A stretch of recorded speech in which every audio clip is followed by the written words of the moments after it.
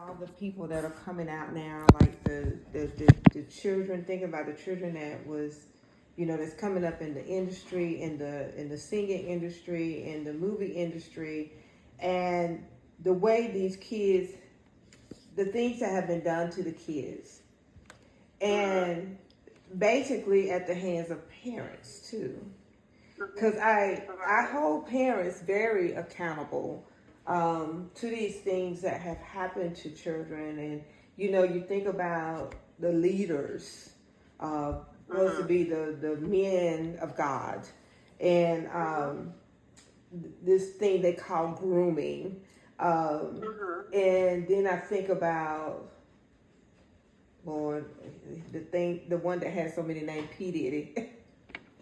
And so I think about him, and I think about just different ones, the things that they have done to these children.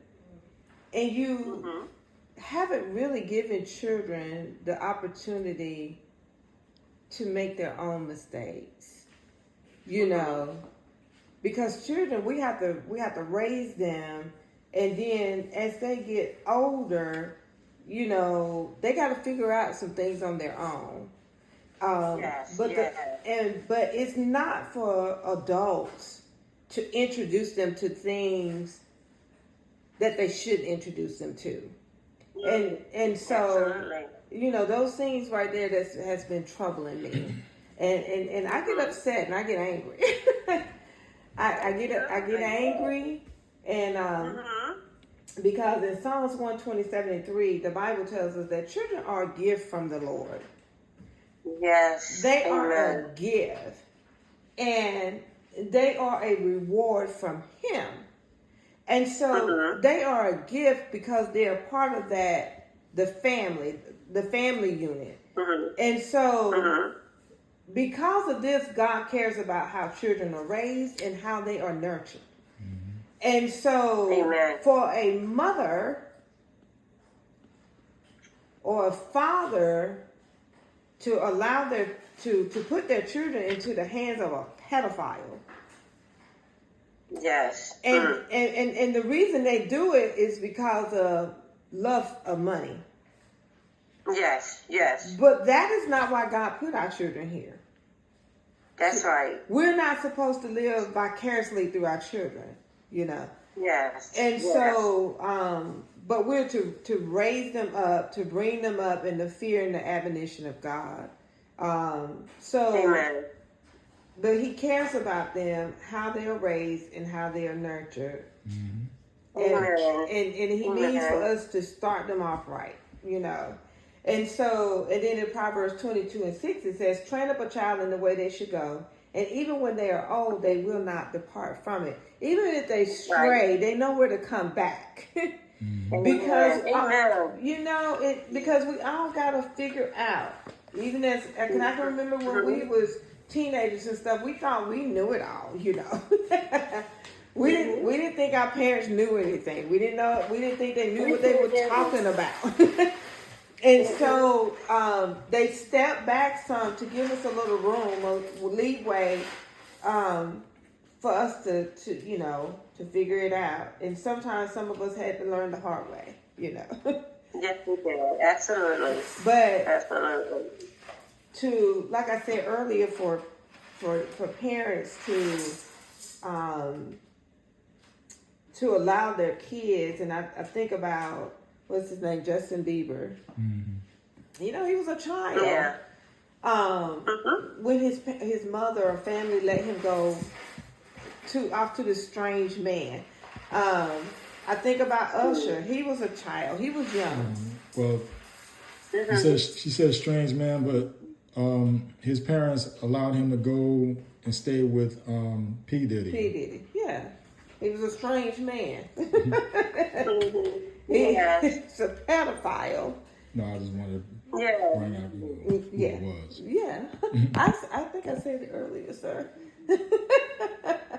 But, so this is going to take me, let's go to Matthew 16:26.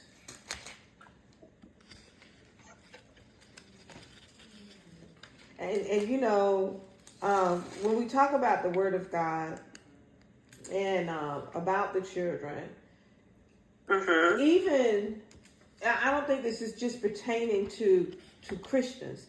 This is pertaining to parents. Period.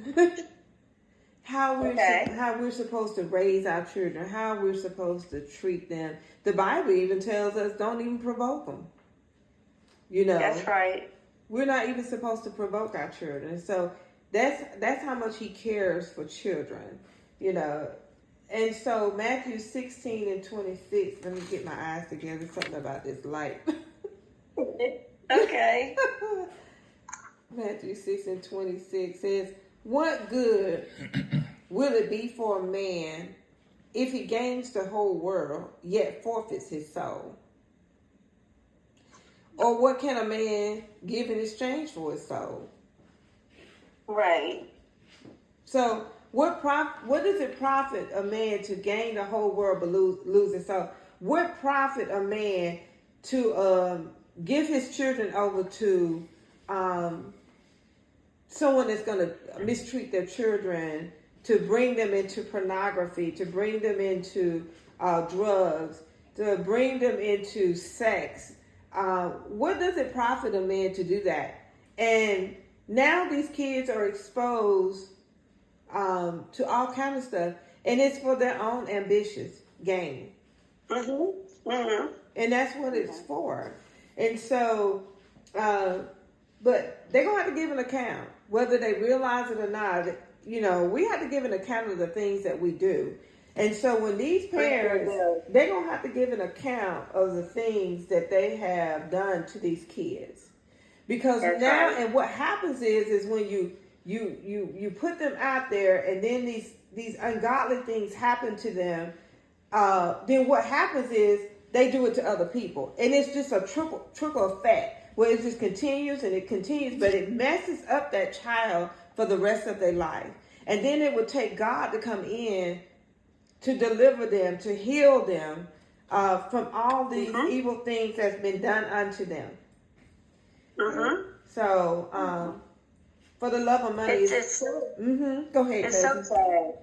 It's so sad because, like, you look at the children today, and children, and because of societal, phones, they are, and the parents are responsible. We are responsible first how we raise our children. Okay? Yes. And we are responsible to God. Yes. How we treat our children. Yes. And when you look at, let's take Hollywood. Look at Hollywood. And how they dress and the provocative dressing and all of that. And then you look at the children today, if the parents are not raising them right. I saw a little girl and her mother, look at this, holding her finger up like this. This is what the parent is teaching the child. Hi, Pat. This is what the child, the parent is teaching the child. And, these young girls today they think it's cute. They think it's funny when you dress your daughters a certain way. Because that's pimping your child. When you dress them a certain way and they look provocative and you're trying to make them look sexy and lifting up the middle finger, and all of that. It's to me it's horrific. It is. Because you have trained that child to be what God has not called that child to be. Right. Right. And, a lot of times parents follow what society does, and, it's funny because they think it's cute because they try to make their children look bougie while they look ghetto. It's sad. And I'm not talking about just black kids. Right. I'm talking about all children. All children. from all races, you know, because it's not just the black family, it's all families that are really putting their children out there on the chopping block. Yes. Yeah.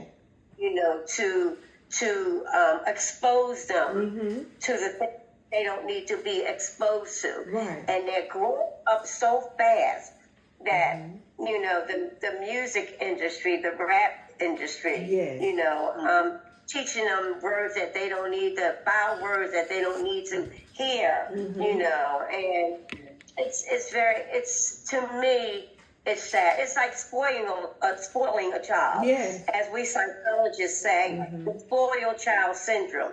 So it's the pimping child syndrome, where you're using your children to get ahead because you couldn't, you know, and you think it's beautiful and you think it's lovely because your child has a thong on or little shorty shorts on, you know, which is nothing wrong with wearing shorts, but the way they dress them, you know, the way they make them talk, the way they make them look, the way they put the makeup on the eyes and the face and all of that, you know, and, you know, then you have little boys that want to be little girls, okay? Yes. What's Gabrielle Union, her son, look, that's tipping the child. And you know what? And the sad part about that, cousin, is that it's not even her child. It was the child has a mother. It's his child. It's his child. Yes. And the mother didn't even have a say into the child's life.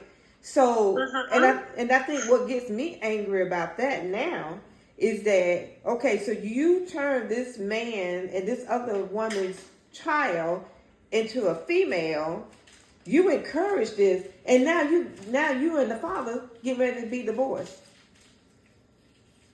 Yes. But now you've messed up this child. And you messed the child up. You've messed the child up, and that is not how we're to raise children. You know, we're to raise our children to know that no matter what society teaches, we're to give them the word of God, and we're to let them know that they were fearfully and wonderfully made. There's nothing missing. There's nothing broken. There's nothing wrong with you. You are exactly how God created you to be. That's right. And so, but then we get these parents, as you said, Cece, that goes with society and say, oh, you know, we got to do this. Oh, because I wanted a girl, but I got a boy, so now I got to change this boy into a girl. Yes. Because I didn't get what I wanted, you know. Changing their appearance and the character. I think too, we're living in a generation where our kids does not understand what no means. That's right. Anything they ask for, anything they want, you know, we don't know how to tell them no. Right. They can't. When you tell them no, then they go into a meltdown, or they do whatever they do to make us say yes. You know, because if I had a 12-year-old that was confused about their sexual identity, I would not make the decision to do something that is permanent for that child. That's right. Which in the long run is going to become misery for him, her, you know. There would be some steps that I would take before that decision was made. Yes. You know, they don't know how to say no. They don't know how to say no. And then I was at a service, and there was a little 7-year-old girl, and her nails were long. She had the fake nails on. I guarantee you they were 2-3 inches long, too long for her, and had all the designs on them. So one of the ladies mentioned it and said, "Why do you have those nails on like that?" She said, "Well, my mama said I could have them." So then she said, "Well, I think they're too long for you." You know. Right. She couldn't even eat her food. We were sitting at the table eating. She couldn't eat her food because her nails were so long. So the grandmother spoke up. Said, well, they may be too long, but there's not going to be any men looking at her because she's going to be right around me. And I thought, where did that come from? Where did that come from? You know? Where did that statement come from? Mm-hmm. You know, we weren't talking about men looking at her, but that was what they were projecting with this little girl. Right. You see what I'm saying? So I felt like that's a guilty statement right there. Yeah. Because you know, she's a hot little girl. She's 7 years old, and she's got these long nails on, little tight shorts on. In church, should not be done. It should not be done. We think it's cute, you know, but it's not cute. It's not cute. It's no. Not. And you know, I looked at it's not even funny. I read something one day when it talked about this. I forgot who this guy was, but he said that his grandmother encouraged him to wear high heel shoes and stuff when he was a little boy. It was okay, and I was just like, that was not okay. That was not okay. My husband, when it comes to Valentine's Day, you know, at school, when they would have Valentine's parties, and so they would have to get the Valentine card and to take them to school, he would go in and take all the ones out because he said his sons was not giving boys Valentine cards. There you go. That's right. Nope. I know. That's right.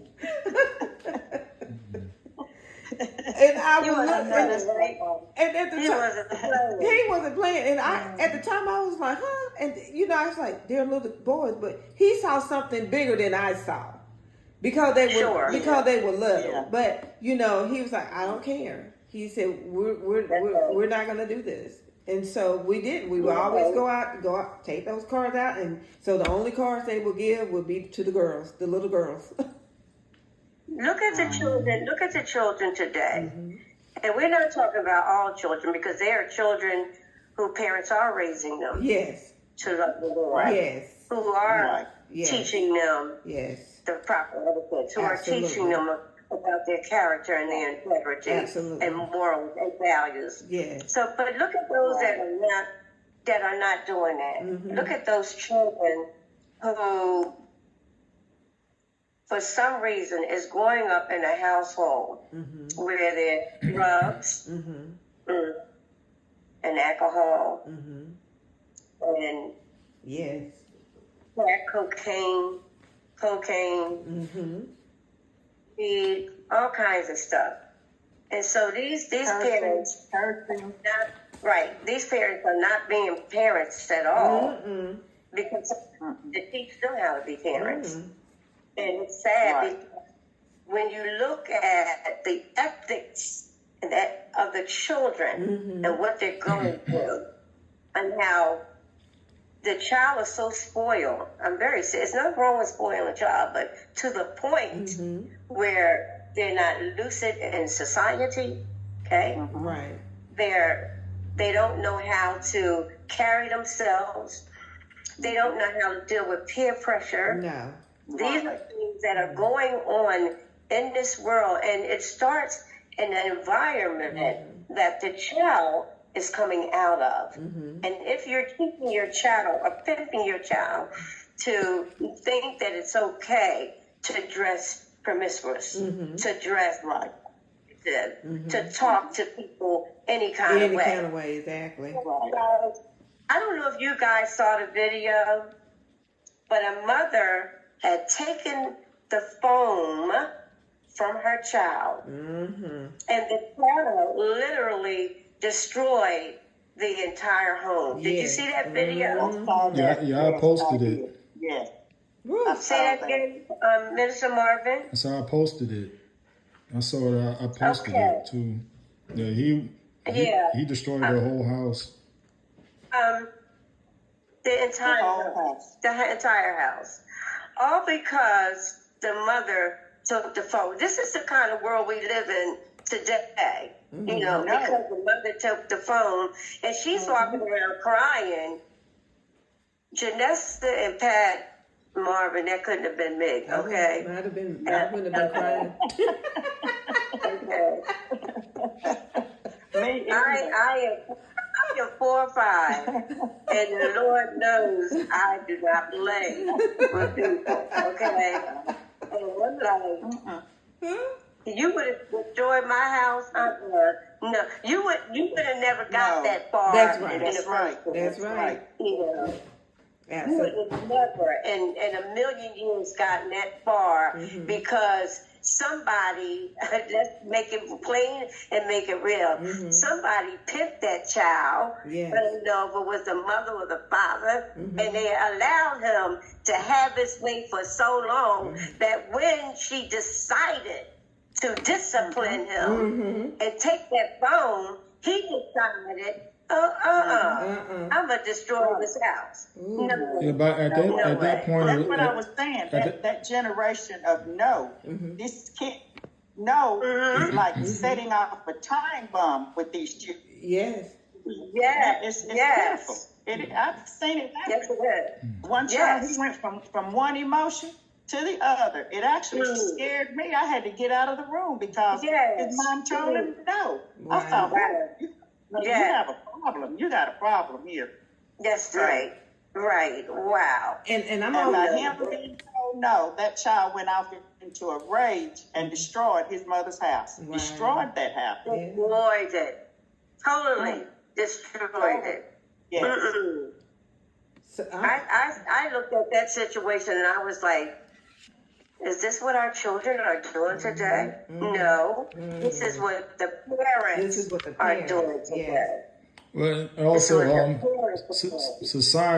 society has been teaching this for the past 20 years that don't spank your child. And they even went to the degree of pushing away old school cartoons because they said that was too violent. Yeah. But yet, if you look on social media, especially on Twitter, it's nothing but fights. I mean, this generation is fighting all the time, but yet they never been spanked. They said that the Christian way of disciplining and spanking was barbaric. Barbaric, yeah. So how can that be? That's supposed to be barbaric, but yet these children are fighting and being more aggressive these days, especially towards their parents and one another. And I've seen every week I'm seeing them fight with their school teachers, beating up the school teachers. Yes. Not respecting the school teachers, disrespecting and so forth. So that goes to show that because they haven't been spanked, but yet society says, oh, that you can't do that. You don't hit them, blah, blah, blah. But yet you're turning out kids who are horrible in the sense of their emotions because they haven't been told they haven't been told no. And then when they finally are told no, they're showing out. I see it on the job. The ones who are in their 20s and whatnot, they act like little brats, and if they can't get their way, they quit. Yeah. So this is the result of a generation of not being spanked. Yeah. Right. I remember years ago teaching the GED at in Philadelphia at the Holmesburg and House of Correction prison. I left work and went into, I think it was McDonald's, to get something quick to eat. And these two parents, white parents, the child was in there having a tantrum. I mean, listen, Pat, Janesta, Marvin, screaming, hollering, kicking. I don't want McDonald's. I want to go to Burger King. And the parent was like, I'm gonna call her Susie. All right, little Susie, just be quiet, and we're gonna give you what you want. And she was screaming and having a fit. And I wanted to go to that parent so bad and tell that parent, would you please be a parent and make that child sit down and shut up? You know, and they grabbed her and took her out, you know, and said, okay, we're going to go. And she was still crying and hollering. And they got her, and all the people in the McDonald's is just looking at her, like, shaking their heads. And I'm like, what kind of foolishness is this? And so it started years and years and years and years ago you know, with our children, you know, spoiling our children. Yes. And we said pimping out our children. Because you pimp our kids when you allow them to do anything they want to do. And when you allow them to dress any way they want to dress. When you allow them to talk to people any way they want to talk to people. When you allow that, that's what you're doing. You're pimping your child. Yes. Okay? Yes. Years ago, this is when we first moved from Charleston. And we stayed in an apartment complex. There was this mother and her daughter that lived there, like behind us. And so, but of course, you know, we saw people come, but we thought maybe it was just friends of the mother. And so, but even now when I think about it, I still get angry. Because I can't fathom a parent doing certain things to their children. And so, but we were at home one day, and the next thing we know, all these police cars come and everything. So come to find out, the mother was pimping out her daughter. Oh God! To a group of construction workers. Yes, and so it was so that, and how what happened. She told one of her friends, and so at this time I think she was like high school age. The girl was much older than our kids, and so what the friend did. The friend went and told someone in the school, like a teacher or counselor or somebody, and then they had to come and remove the child out of the home and the mother in handcuffs. And I mean, I think it was a man there during that time, but we never, you know, seeing this woman, passing this woman, never thought that this is what you're doing to your child. Wow. All for her to have monetary gain. And so my thing was, pimp yourself out. Yeah, there you go. If that's what you want to do, pimp yourself out, but don't ruin this child's life all because you got to have money. You know, but I'm so look at the children. Look at the children in not every foster home, but some foster care. How they're raping those children and abuse, sexually and emotionally and mentally and physically abusing those children. I've had children come to me and tell me, confide in me and tell me the things they've been through. And I had to do something about it. You can't listen to a child and not do anything. Because if that child is telling you, this is what happened to me and this is what's going on with me, it is up to us as adults, consenting adults, Christians, to do something. Whether we are afraid or not, or whether, you know, it matters, it doesn't matter to us, it should. You know, we have to take that step. Yeah. And we have to be the ones to say, oh no, this is what you're going through.